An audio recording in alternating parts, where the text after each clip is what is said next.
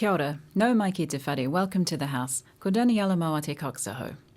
A loophole in the parliamentary rules has allowed for a shorter submission period and select committee process than usual on the Fast-Track Approvals Amendment Bill. The bill, which passed its first reading at Parliament on 6 November, makes amendments to the Fast-Track Approvals Act 2024, a law that drew around 27,000 submissions and prompted protest both outside Parliament and within the chamber. The MP in charge, Minister for RMA Reform, Chris Bishop, says the amendment bill aims to improve competition in the grocery sector by making clear that improving competition is part of the decision-making process for fast-track applications. In terms of the grocery retail developments, as I think all members know, we're focused on creating the conditions for enduring improvements to grocery competition to benefit consumers. Grocery retailers are not excluded from fast-track applications, but we have heard that potential grocery retailers are not confident their projects will be eligible. So the bill includes proposals to remove barriers to entry and expansion of new competitors by making it easier to get consents. It will also make technical and operational changes to the Fast Track Approvals Act, such as allowing the government to issue policy statements and establishing a time limit for a panel to make a decision. Speaking at the bill's first reading, Labour MP Priyanka Radhakrishnan said her party would have supported the bill if it was just about improving competition. It's a Trojan horse, Madam Speaker. This is a bill that continues this government's war on nature by stealth, and it makes about 100 other changes that none of the members on the government benches have bothered to address. The bill passed its first reading with National, New Zealand First and ACT in support, and Labour, Greens and Te Pāti Māori against. The ayes are 68, the noes are 55. The question is agreed to. Fast Track Approvals Amendment Bill, first reading. The question is that the Fast Track Approvals Bill be considered by the Environment Committee. Those of that opinion will say aye. Aye. To the contrary, no. The ayes have it. After a bill passes its first reading, it is referred to a select committee for consideration, which typically involves a period of 6 weeks for the public to submit their views. But the submission period for the Fast Track Approvals Amendment Bill is 11 days, and member of the Environment Committee, Labour MP Rachel Brooking, used question time this week to ask the committee chair, National MP Catherine Wedd, about the decision.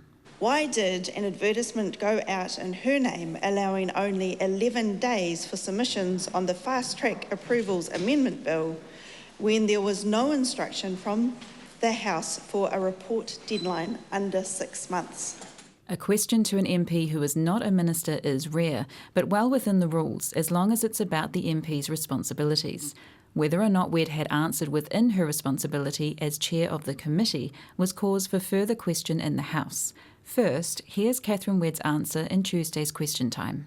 The government has been clear to the public that it expects the Fast Track Approvals Amendment Bill to be passed before the end of the year. As the chair of the Environment Select Committee, I agree, as does the majority of the committee. Therefore, as per Standing Orders 198, I set out a timetable to ensure this expectation is met. I would like to point the member to Parliamentary Practice New Zealand, which makes clear that chairs can frequently and do call for submissions on the committee's behalf, and that the chair's actions are subject to the direction from the committee and must be endorsed by the committee at its next meeting. As that member knows, the Environment Committee voted by majority to endorse this call for submissions on Monday, the 10th of October. Here's Shadow Leader of the House, Labour MP Kieran McAnulty, interrupting by way of point of order to ask the Speaker, Jerry Brownlee, if the answer meets standards. The member is being asked a question in her capacity as chair of the Select Committee.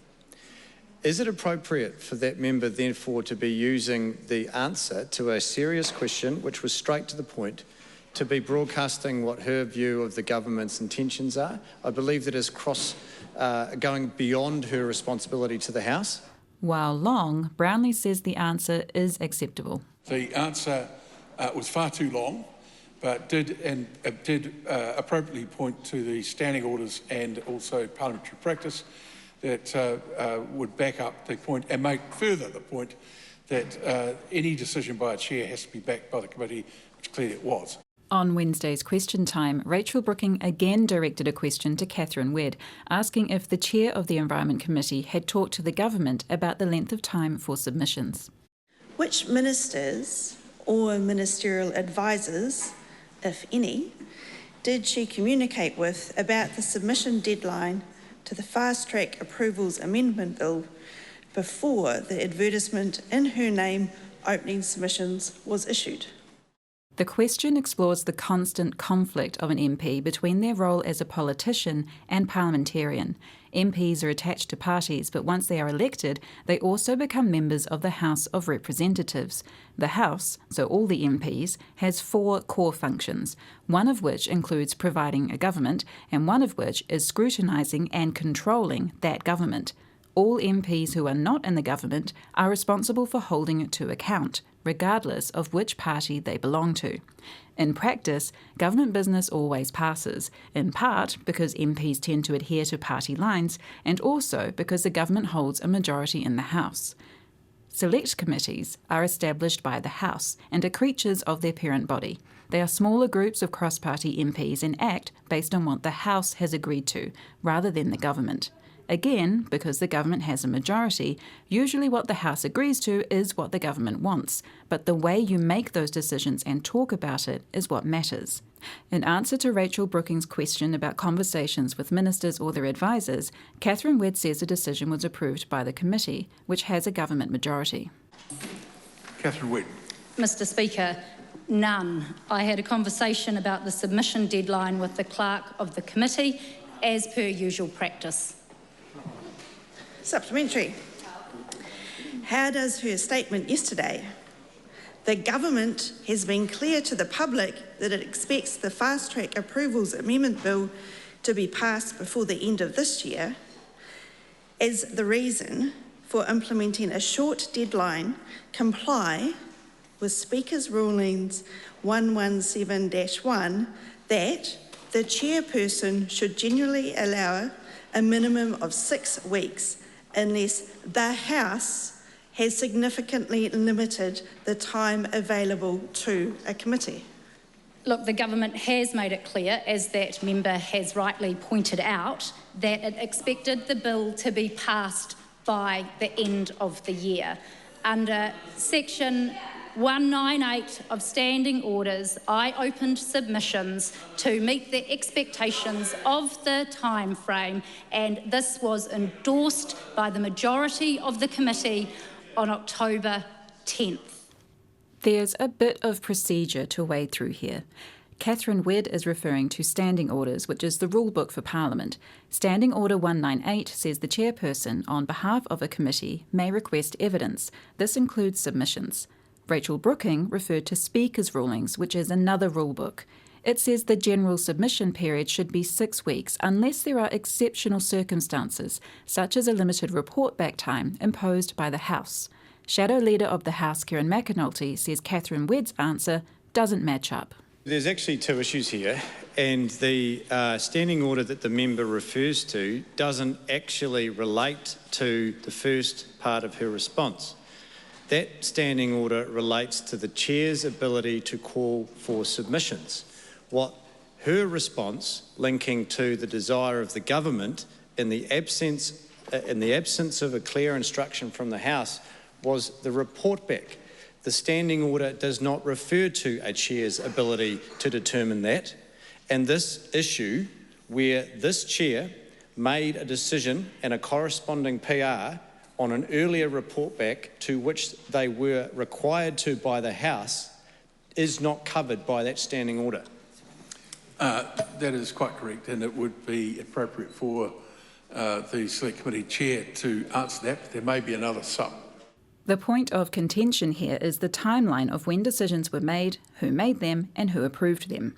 The Fast Track Approvals Amendment Bill passed its first reading on Thursday, 6 November. The next day, on Friday 7 November, a press release was issued saying the chairperson of the Environment Committee was calling for submissions by 2 p.m. Monday 17 November. It also said the chair intends to discuss the timeline with the rest of the committee. None of this is outside the rules. Speaker's rulings say it is common for a chairperson to place an ad for submissions without the committee's agreement to avoid delaying the submission period, especially if the House has told it to report back quickly. The debate is over whether the instruction came from the House or the government. On Monday, 10 November, the committee met and put out a press release saying this. At an Environment Committee meeting this morning, the committee voted to endorse the call for submissions and submission deadlines set by the chairperson and to support a timeline to report the bill back in December. This decision was made by majority vote, with members from the National and ACT Party voting in favour and members from the Labour Party and Green Party voting against. Public hearings on the bill are likely to take place in the week beginning 24th November 2025. The report back time is another issue raised by the opposition. If the MP in charge of a bill wants a committee to report back sooner than 4 months, it triggers a debate in the House, which takes up more time. It has become common to see report back times on bills for 4 months and 1 day, which avoids the need for this debate. No instruction for a specific report back time was put at the bill's first reading, meaning it would fall to the default of 6 months at committee. The Environment Committee will report back by 5 December this year. Leader of the opposition, Labour MP Chris Hipkins, says the way this decision has been made is a concern. This is a serious matter. The Standing Orders Committee, the House, through the Standing Orders Committee, has agreed that where the government seeks to report back a bill in less than 4 months, it requires a debate in the House. The government can't get around that simply by a select committee chair unilaterally deciding, with no approval by the House and no approval by the committee at the time they make the decision, that they are going to truncate that process.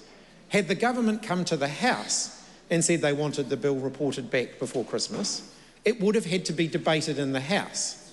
A select committee chair does not have the ability to circumvent that requirement unilaterally. This is a serious matter because it means that a committee chair, without any authority from the House or any authority from the committee itself, has circumvented the rules of the House and infringed the rights of New Zealanders to participate in this process and infringed the rights of the minority in the House at the same time.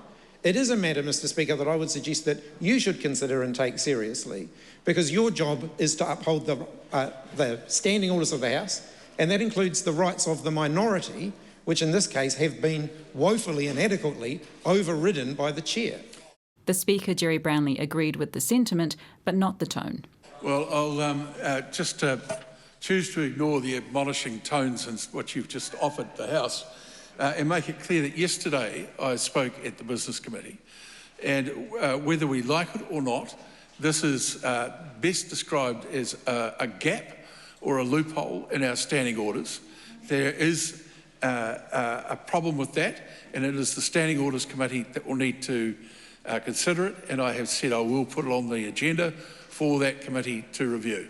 Standing orders, that is the rulebook, are reviewed every parliamentary term and are currently before the Standing Orders Committee for this purpose. However, the review process amends these rules for the next Parliament and would not be in place before the next election.